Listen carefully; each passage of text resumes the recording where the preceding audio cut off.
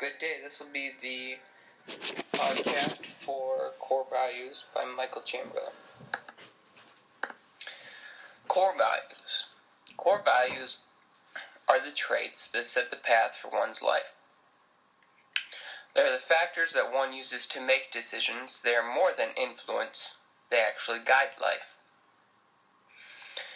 Core values are created through nurture and nature. One is born with a set of values that is then shaped based on the decisions that one makes, as well as the influence of others on a person's decisions.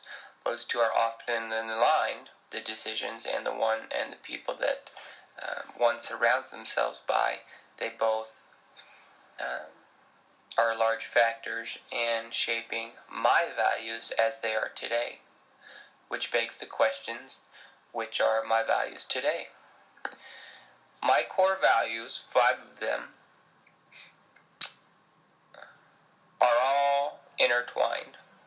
The first is acting on conviction. A lot of the time, you hear that knowledge is power. I do not believe knowledge is power. Knowledge is, you could say, the gas to a car. It is the potential for power. But many people know what is right and what is wrong, but do not act by those standards that they are aware of. So when one decides to act on conviction, they commit to being the best person possible at that point, when that knowledge turns into action. The second is having guardrails in place. With temptation, greed, and sin, which are powerful forces that are all around us today, no person is able to withstand those forces all the time, each and every time. So in order to stay away from destruction, guardrails must be in place. Guardrails is a term that obviously comes from driving. Guardrails keeps us on the road. And when we do lose sight of or awareness of mind when driving, guardrails keep us safe. They keep us from going into the ditch, from having us veer off the path. So that story proves true in life as well. Examples of guardrails that need to be in place. Limits on viewing material. America also obviously has a freedom of speech, which allows for material with broad ranges. One of the extremes of those broad ranges is promiscuity and sexism and sex appeal in our culture. Having limits on that material, personal limits, keeps one from veering off the path. Others can be as simple as having limits on taking place in negativity, negative discussions, or limits in developing deep personal relationships while at work. These are all guardrails that contribute to a core value which has a large influence on where my life heads, whether I grow or whether I am broken down. Thirdly, a life of faith is a third core value.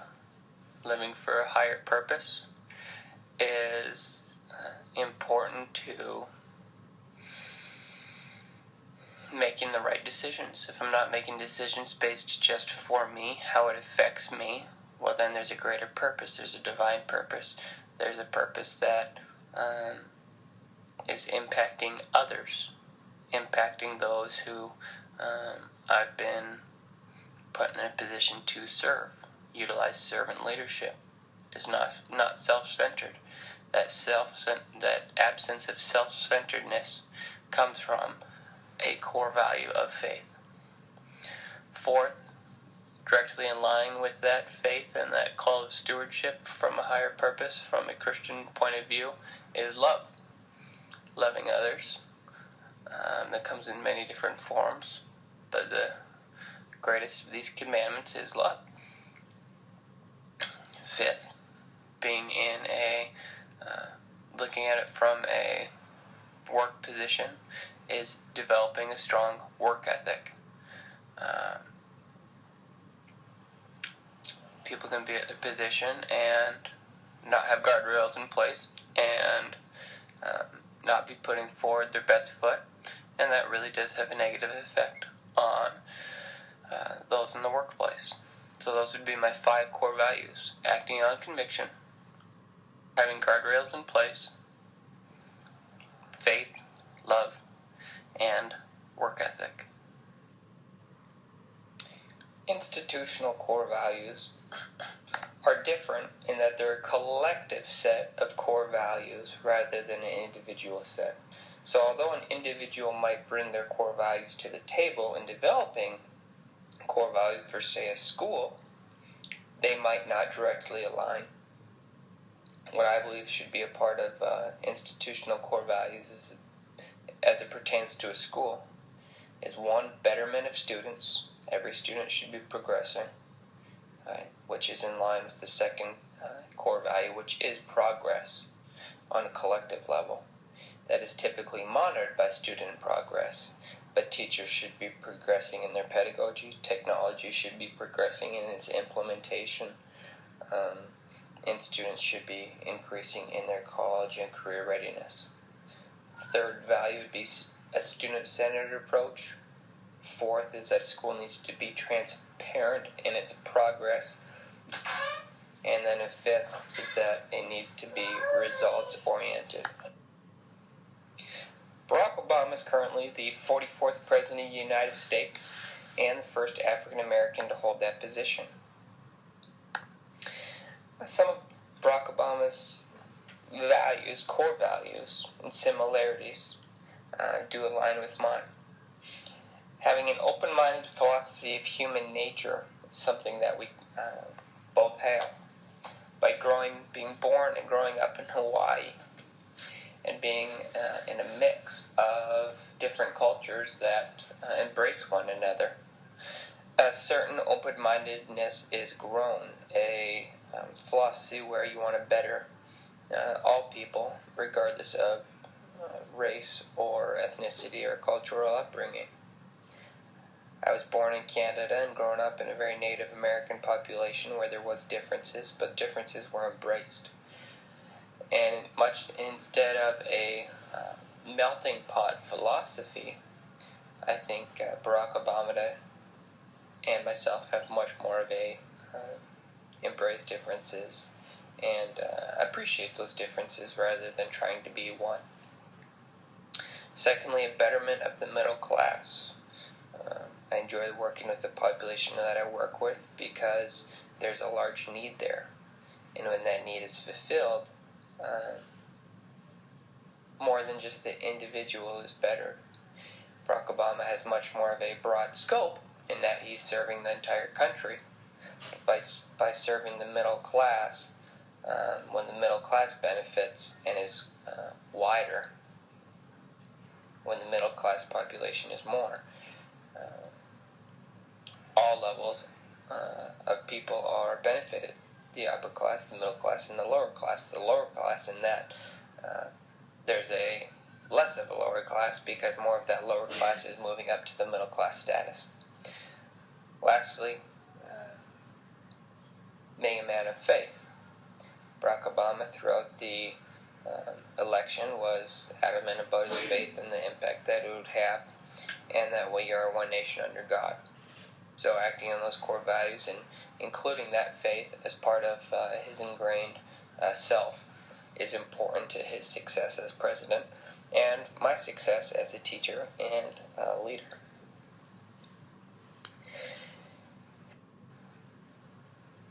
There's a little irony in the contrast that I have with Barack Obama, because that contrast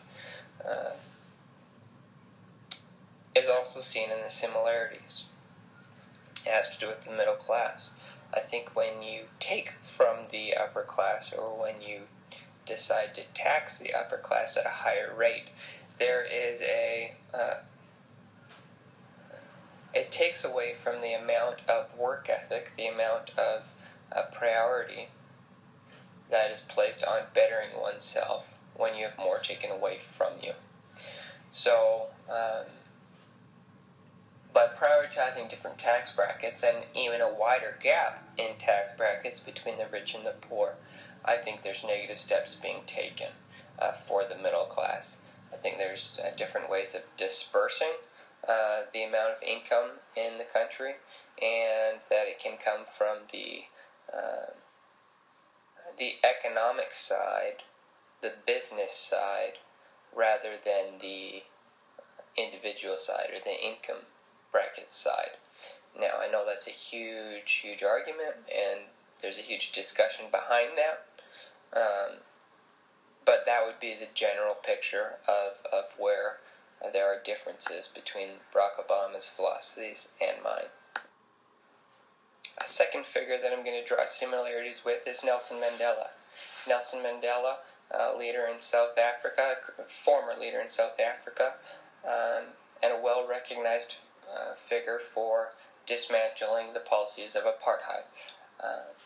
One of the policies of dividing people by race.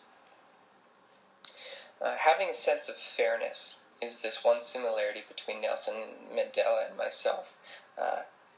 Between different groups of people, it can be in between schools, it can be between families, or obviously in a larger sense with Nelson Mandela among citizens of a country.